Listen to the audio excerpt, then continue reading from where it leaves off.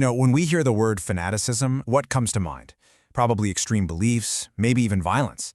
But what if the real issue isn't what someone believes, but how they believe it? See, according to the work of Dr. Ömer Faruk Erdem, fanaticism is really a defect of thought. You can think of it as an intellectual disease that just shuts down dialogue and makes conflict almost inevitable. So in this explainer, we're going to diagnose this condition, dig into its psychological roots, and then explore a pretty fascinating potential cure, the practice of philosophical thinking.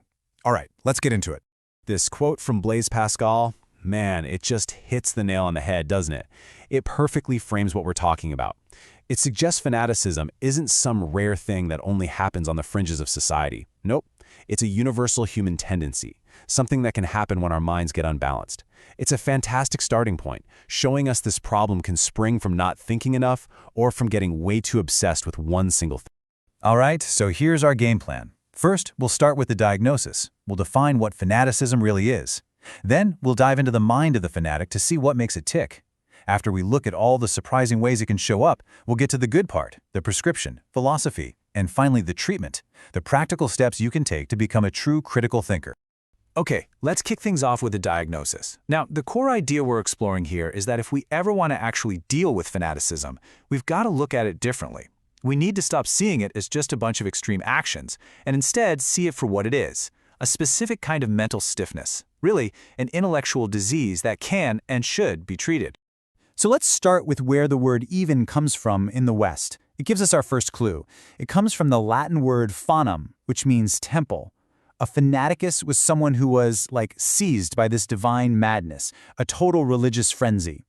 So the focus here is all on emotion, right? A passion so powerful it just completely steamrolls reason.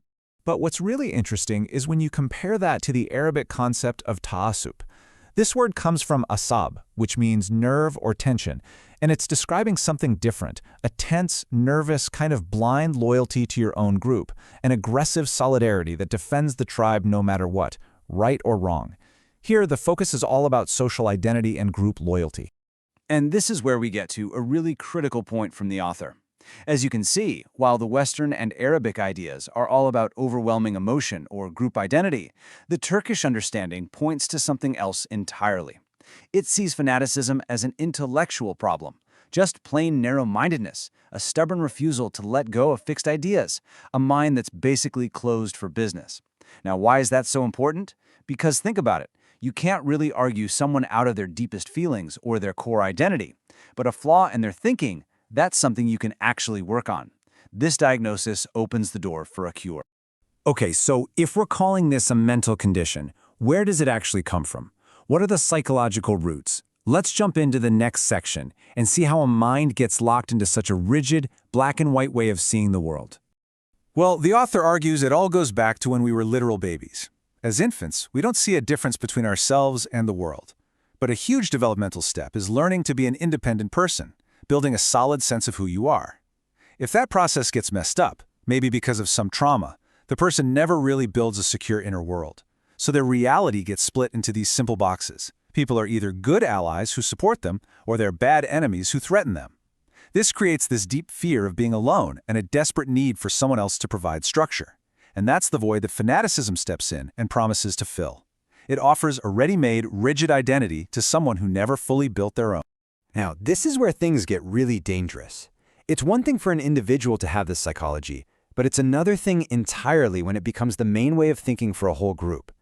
This is what's known as large group regression. It's when a society, usually under a lot of stress, basically reverts back to this infantile black and white thinking, losing its ability to handle nuance or complexity. And the signs of a society going through this, well, they're pretty chilling. And you might even recognize some of them. Your personal identity gets swallowed up by the group identity. There's this absolute, unquestioning loyalty to a leader. Anyone inside the group who dares to disagree, they're a traitor. Everyone outside the group, they're the enemy. The group obsesses over how different it is from everyone else and completely ignores anything we all have in common. And things like art, humor, ambiguity, anything that makes you see the world from more than one perspective, those are seen as threats, and they get crushed. This is the perfect soil for fanaticism to grow. All right, so we've got the theory down. But what does this disease actually look like out in the real world? Let's move from the abstract and look at some of its many, many faces. I mean, the first things that probably pop into your head are the big ones, right? religious and ethnic fanaticism. These are the ones we see in the headlines all the time, where a sacred book or a national identity gets twisted into a weapon to justify hate, to dehumanize other people, and to unleash just horrific violence. But here's where it gets super interesting. The author pulls out these incredible, kind of weird examples to show that this rigid pattern of thinking can latch on to anything. For instance, fire fanaticism. There was this Ottoman official nicknamed Mustafa Aga the Fire Mad. His whole life was about the thrill of watching buildings burn down. It was an obsession that literally killed him. Or how about writing fanaticism? Like the author Ahmet Mithat Efendi, who felt such a compulsion to publish that he once wrote an entire newspaper by himself in one day. His identity was completely wrapped up in the act of writing. There's even book fanaticism. A librarian named Ali Amiri Effendi was so obsessed with his collection he once threatened a guy with a letter opener over a rare book. You see, the object of the obsession is different every time, but that underlying psychological pattern, that rigid, all-consuming attachment, is exactly the same. Okay, so this brings us to the big turning point in our discussion. If fanaticism is really an intellectual disease, a flaw in how we think, then it stands to reason that it needs an intellectual treatment. And the prescription on the table is philosophy, or really just the practice of deep critical thinking. Now, to really get this, we need to talk about the meaning framework, a concept from the philosopher Ahmet İnönü. The best way to think about it is like your mind's operating system. It's the basic architecture that shapes how you process, well, everything. So in this view, fanaticism isn't just a bad app, like one bad idea. It's a flaw in the operating system itself. For example, someone with a rigid framework might hear criticism of their country and see it as a personal attack. But someone with a flexible, healthy framework, they might see that same criticism as useful feedback, a chance to grow. It's not the information that's the problem, it's the framework that's processing it.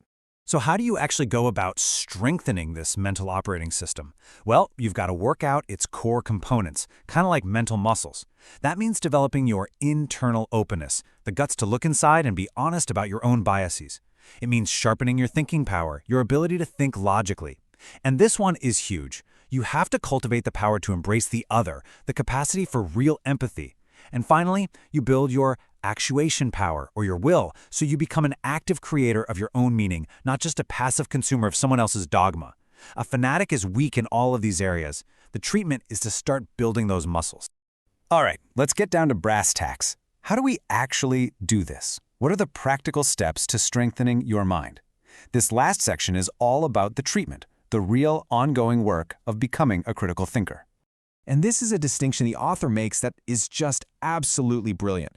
On one side, you've got the weak sense critical thinker. This person is smart, no doubt, but they use their intelligence like a weapon to win arguments, to justify what they already believe, and to get what they want.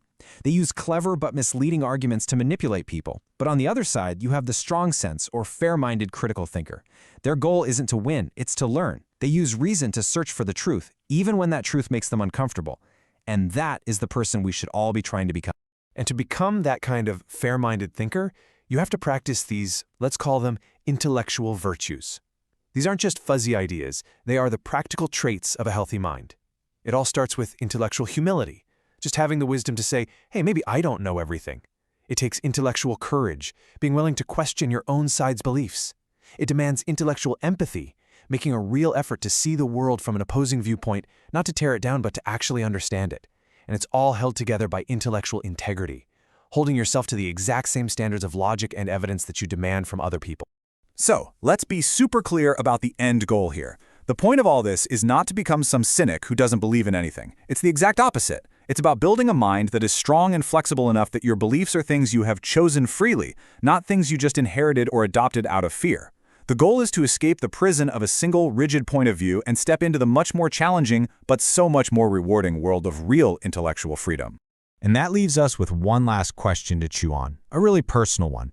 When you think about your own deepest beliefs, the ideas that make you who you are you their thoughtful guardian, or are you their prisoner? The lifelong effort to answer that question honestly, well, that's the very practice of philosophy that just might be the best antidote to fanaticism we have.